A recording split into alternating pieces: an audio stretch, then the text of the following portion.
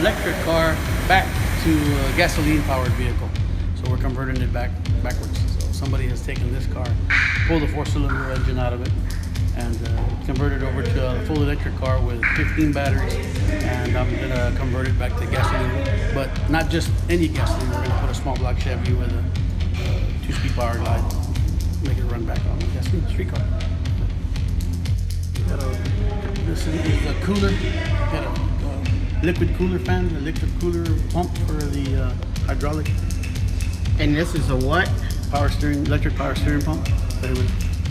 Power steering pump. Power steering pump.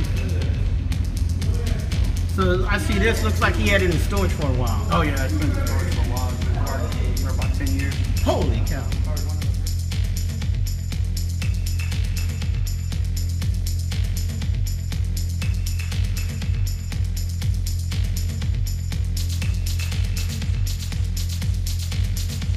Again, the gentleman that owns this car is a United States Air Force.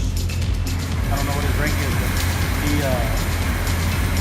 he brought this car in with the batteries out of it. So we bought this cell here, and this cell was out of the Toyota Prius, and it had it only has 70 volts on it. So some of the cells are dead. We're gonna replace the cells and then we're trying to bring it back up to its original 270 volts. So we weren't able to find any other cells. We actually put a dump box on this thing and then direct, turned on the power box, and actually the car was actually moving on its own power. Just one battery. So it was pretty interesting to watch. Electric motor. that's the motor to this car up here? Yes. Yeah, we took it out. This car was converted over to electric, and we're converting it over back to gas.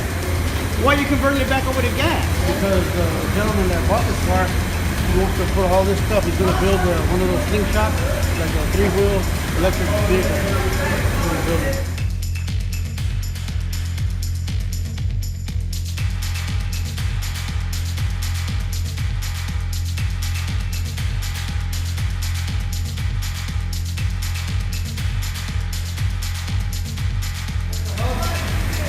So what is this right here? Those are the boxes for the batteries for the inside of the car. These boxes, it has 15 batteries in it.